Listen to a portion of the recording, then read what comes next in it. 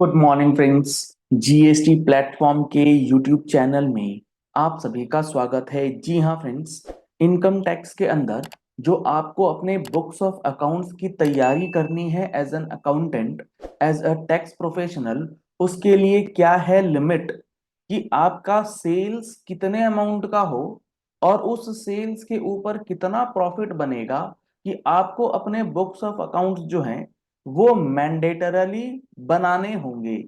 Books of accounts के अंदर क्या चीज मेंटेन करनी है, वो सारा आपको डॉक्यूमेंट मेंटेन करना है, जिस डॉक्यूमेंट्स को यूज करके अगर आपका असेसिंग ऑफिसर चाहे तो आपका असेसमेंट कर सके। यानी कि जो आप सेल्स, जो आप परचेजेस, जो आप एक्सपेंडिचर्स, जो आप पार्टी पेमेंट्स वगैरह डिक्लेयर कर रहे हैं, उन सारी चीजों को असेस करने के लिए असेसिंग ऑफिसर के पास समस्त डॉक्यूमेंट जो है वो अवेलेबल हो जाएं। इसके लिए गवर्नमेंट ने आपको रूल 6F में बता रखा है वैसे तो, कि कैश बुक्स आपको मेंटेन करनी है, बैंक के बुक्स मेंटेन करने हैं, लेजर्स मेंटेन करने हैं, ये सारी जो नॉर्मल बुक्स ऑफ अकाउंट्स हैं वो मेंटेन करनी है। परचेजेस रजिस्टर, सेल्स रजिस्टर, ये तो आपको मेंटेन करने हैं, लेकिन कब करना ये सब मैंडेटरी है। इसके लिए एक बेहद important provision income tax act के अंदर दिया गया है। और यहां पर एक बात समझ लीजिएगा, ये जो प्रोविजंस हैं ये सिर्फ इनकम टैक्स के लिए हैं। जीएसटी में ऐसी कोई लिमिट नहीं है। अगर आप जीएसटी में भी रजिस्टर्ड हैं और आप 1 रुपए का भी कारोबार करते हैं तो जीएसटी में मैंडेटरी है आपको books of accounts banana. Income tax में लिमिट के ऊपर जाएंगे तो बनाना है, जीएसटी में सिर्फ रजिस्टर्ड हो जाने से ही आपको बुक्स ऑफ अकाउंट्स जो है वो बनाना मैंडेटरी कर दिया जाता है। सेक्शन 35 ऑफ जीएसटी इस बात को क्लियरली मेंशन करता है। अभी आप समझिए कि इनकम टैक्स के अंदर क्या है प्रोविजंस और क्या है आपकी सेल्स का फिगर, ताकि आप बुक्स ऑफ अकाउंट्स जो हैं वो बिना बनाए अपने इनकम टैक्स रिटर्न की फाइलिंग या फिर इनकम टैक्स की रिटर्न फाइलिंग आप ऑडिट नहीं करा रहे हैं तो कैसे होगा। इसके लिए गवर्नमेंट ने जो बातें बता रखी हैं आप सिंपल टर्म में समझिएगा।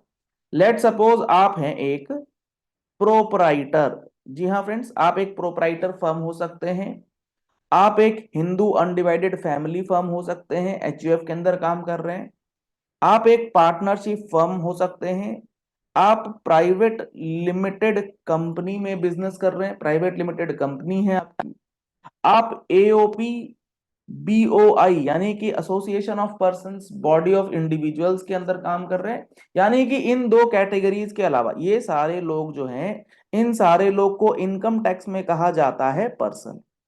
अब इन पर्संस के लिए अलग अलग लिमिट दी गई है। पहले इस बात को समझिएगा, अगर हम लोग बात करें प्रोप्राइटरशिप फर्म और हिंदू अनडिवाइडेड फैमिली के केस में कि बुक्स ऑफ अकाउंट्स बनाना कब मैंडेटरी है, तो गवर्नमेंट सिंपल सी बात कहती है, अगर आप प्रोप्राइटरशिप फर्म है या हिंदू अनडिवाइडेड फैमिली है तो आप अपने बिजनेस इनकम या फिर प्रोफेशन से, प्रोफेशनल इनकम, इनकम मतलब सेल्स, सेल्स के बाद जो खर्चा हुआ, सेल्स माइनस एक्सपेंस, उसके बाद जो आपका इनकम होता है under PGBP head, profits and gains from business and profession, अगर वो आपका है कितना, 1,20,000 रुपए। जी हाँ फ्रेंड्स, 1,20,000 रुपए का आप अगर इनकम पीजीबीपी में दिखाते हैं तो आपको books of accounts banana mandatory है। ये फर्स्ट कंडीशन है,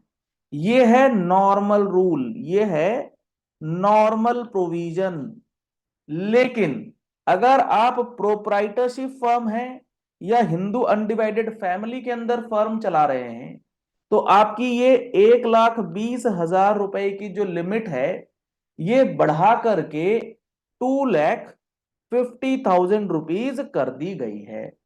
अगर आप पार्टनरशिप फर्म है, private limited company, AOP BOI वगैरह है, तो आपके लिए जो पीजीबीपी का इनकम है वो अगर 1,20,000 रुपए से ऊपर है तो आपको books of accounts banana mandatory है एज एन अकाउंटेंट। आपके लिए बेहद इंपॉर्टेंट है कि आप अपने सेल्स को चेक कर लीजिए, अपनी कैटेगरी चेक कर लीजिए, प्रोप्राइटरशिप है, एचयूएफ है, और उसके बाद ये देख लीजिए कि आपने जो income from profit and loss account या सेल्स फिगर, जो नेट प्रॉफिट आपका निकल के आ रहा है पीजीबीपी के अंदर, वो 2.5 लाख रुपए से ऊपर है कि नहीं है। अगर है तो आपको मैंडेटरी है बुक्स ऑफ अकाउंट्स बनाना, और ये सारी बातें स्पेसिफाइड प्रोफेशंस के अलावे हैं। मेडिकल, अकाउंटेंसी, टेक्निकल इंजीनियर, ये जो होते हैं इनके लिए सेपरेट प्रोविजन है, अभी मैं आपको उसके बारे में भी बताऊंगा। अभी पहले आप जनरल, एक मान लीजिए जनरल स्टोर है, प्रोविजनल स्टोर है, जिसकी सालाना सेल्स लेट सपोज 20 लाख रुपए की है।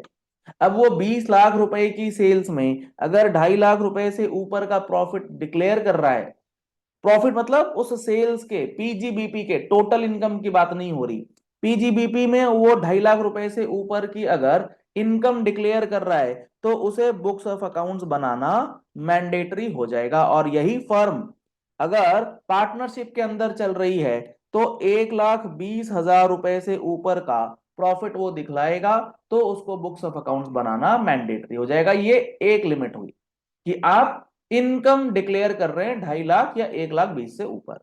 दूसरी लिमिट क्या है? दो लिमिट चेक करनी है, दोनों में से किसी में भी आप फॉल कर गए तो आपको बनाना मैंडेटरी पड़ जाएगा। दूसरा क्या है कि आप जिस ईयर की बात कर रहे हैं, जैसे मान लीजिए हम लोग बात कर रहे हैं for the financial year 23-24, let suppose, तो 23-24 के पहले लास्ट 3 साल में, लास्ट कंजिक्यूटिव 3 इयर्स में, अगर आपकी सेल टर्नओवर या ग्रॉस रिसीट्स जो है वो 10 लाख रुपए है, 10 लाख रुपए से ऊपर है कंजिक्यूटिव 3 इयर्स के अंदर, तो आपको फाइनेंशियल ईयर 23-24 में books of accounts banana mandatory कर दिया जाता है। पिछले 3 साल का अगर आपका टर्नओवर 10 लाख रुपए को क्रॉस कर गया तो ये कब होगा?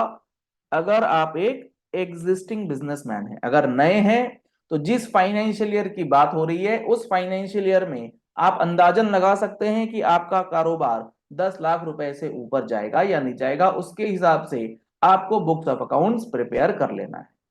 अगर यही चीज प्रोप्राइटरशिप और एचयूएफ के अंदर है तो ये 10 लाख की लिमिट को बढ़ा करके 25 लाख रुपए चेक कर लेना है।